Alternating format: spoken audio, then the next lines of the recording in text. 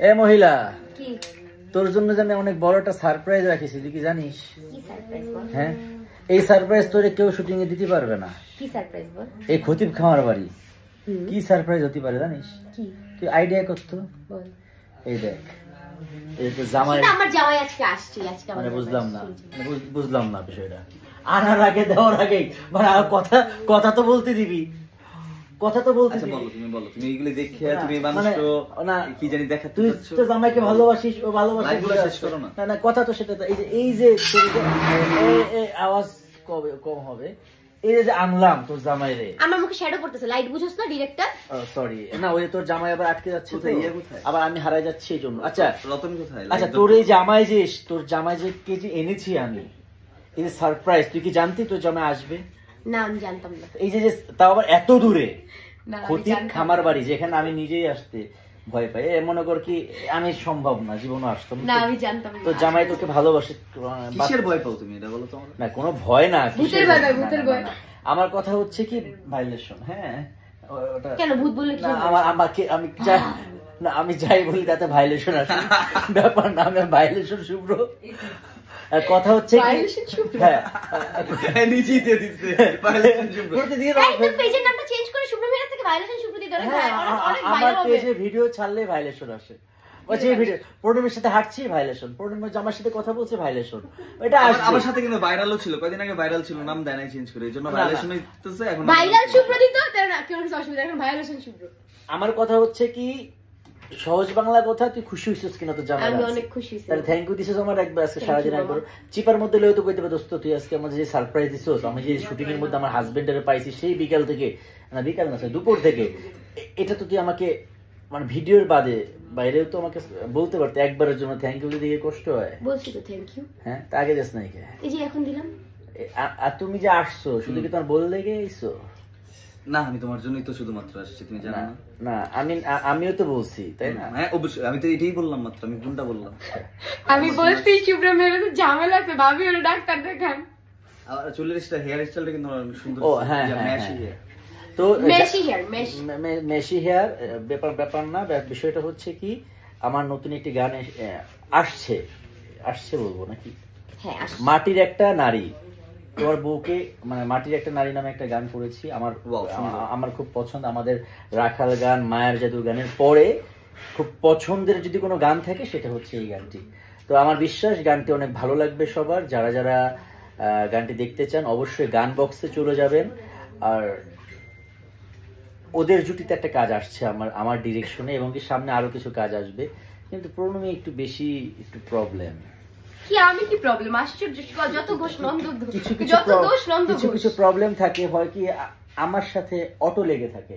আচ্ছা আরেকটা কথা, হাত ব্যথা হচ্ছে তো আমার, ধরছি আমি তো কথা হচ্ছে এটাও ভাইলেশন। হাত ধরছি না, ব্যথা বলছি, ব্যথা থাকলে কথা ভাইলেশন শুভ্র, কথা ব্যথা এটা দিলে ভাইলেশন। আর কথা হচ্ছে কি, আমি আর প্রণমী, তাই না, কথা বলবো। আমি যদি প্রণমীকে রাগাতে চাই, চেতাতে চাই আর কি, বা প্রণমী আমাকে চেতাতে চাই, কে আগে চেতবে, রেগে যাবে? কাকে রাগানো সহজ? ওকে রাগানো সহজ, তোমার বোকা বানানো সহজ। মানে বুঝলাম না, তুমি রিয়েল কথা বলো। ওকে রাগানো সহজ, তোমাকে বোকা বানানো সহজ। আমার কেন বোকা বানাবে? ওকে কেন রাগাবা? তুমি আমার কথাটা বোঝো নাই। আমি তোমাকে একটা মানে আমি তোমাকে কোশ্চেন করছি কি, আমি আর ও, হ্যাঁ যদি বলতে চাই প্রণমী দেখি তুই আমাকে রাগ করা, ও আমাকে রাগ করতে পারবে কিনা, বা আমি ওকে বললাম আমি তোকে রাগ করা, কে আগে কাকে বলবা? যে যাকে বলে দুজন মিলেই করবো। যে আগে বলবা সে তার আগে রাগ করাবা, শেষ ঘটনা। প্রণমী আমাকে সারাদিন রাগ করতে পারবে, 10 মিনিট সময় তোমাকে রাগাইতে পারবে? রাগবে না তুমি? আমার রাগানোর দরকার নেই, আমি তো দুটো টাস টাস করে মারি দিয়ে চলে যাবো। প্রণমীকে আমি 1 মিনিটে রাগাবো, ওকে 1 মিনিটে রাগাবো। যাই হোক, এইসব রাগী মহিলাদের সাথে কথা বলতে চাই না। বাচ্চা একটা কিউট ছেলে আছে, তোর ভাই ছিল না একটা? এই লোকটা মানে আমি একটা জাতির কাছে একটা জিনিস জানতে চাই। আমি আগে ইন্ট্রোডাকশন দিই। এটা হচ্ছে আমি প্রণমী নাফি, ওর নাম হচ্ছে আশরাফ আসিফ, সে আমার বড় ভাই। কেন আমি বলতে চাচ্ছি কি, এটা আমার বড় ভাই। মিথ্যা কথা বলিস না, আমি বলি কি ক্লিয়ার করি। ছোট ভাই থেকে যে আমি বড় করতে, আমি বড় ভাই কবো, ছোট ভাই কবো। আচ্ছা আমাকে কিন্তু কথাই বলতে দিচ্ছে না, আমি জাস্ট কমেন্ট জানতে চাচ্ছি, এই যে কিউট বাচ্চা ছেলেটা, হ্যাঁ এই কিউট বাচ্চা ছেলেটা কি ভাইয়া চশমাটা খুলে তাহলে চেহারা দেখবি মানুষ। আচ্ছা এই কিউট বাচ্চা ছেলেটা কি প্রণবীর বড় বা আমার বড় হতে পারে, বা এই যে এই ছেলেটার বড় হতে পারে কিনা, মানে এই ছেলে এই আমাদের এই চারজনের বড় কি এই ছেলে হওয়ার কথা? অবশ্যই বড়, কারণ এটা আমার হাজবেন্ডের সম্বন্ধই লাগে। না না সম্বন্ধে আলাদা সাবজেক্ট, বয়সে এই ছেলের বয়স মানে এই বাচ্চা কিউট ছেলেটাকে আমি ভাবছি কি মনে হয় 18-20 বছর বয়স হতে পারে, সর্বোচ্চ 24, সর্বোচ্চ 24। ভাইয়া তুমি বলো তুমি সুইট 16? না একটা কথা হচ্ছে যারা জাজমেন্টাল তারা ফেস দেখে জাজ করে এজ, তাদের ক্ষেত্রে মনে হতে পারে আমি 18-19-20। যারা পার্সোনালি আমি তুমি বলো না তুমি সুইট 16 আর বল তুমি এমনি সুইট 16 আমার ভাইয়া এমনি। না না আমি জাস্ট কমেন্টে জানতে চাই আমাদের এই চারজনের মধ্যে সবচেয়ে কম বয়সী কে আর সবচেয়ে বেশি বয়সী?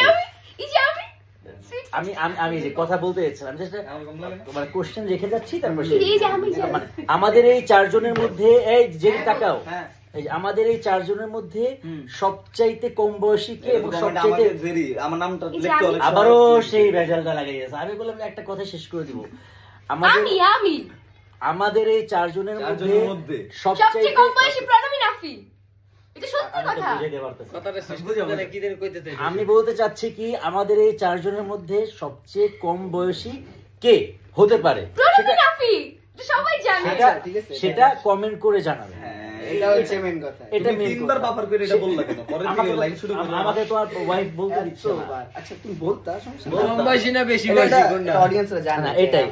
এটা আমি এদের সবার সিনিয়র বয়স, এটা কমেন্ট বক্সে আমাকে সবাই বলবেন বয়স্ক ছেলে বলতে পারেন, বাট আমি চাচ্ছি কি এখানে রিয়েলটা বলবেন, এই জায়গায় সবচেয়ে কম বয়সী কে। ওকে কমেন্ট সবাই ভালো কমেন্ট আসলে দেখা যাবে, বেশি বেশি সবাই কমেন্ট করবে। বলে ওকে ওকে ওকে আমি জানি আমি সবচেয়ে বেশি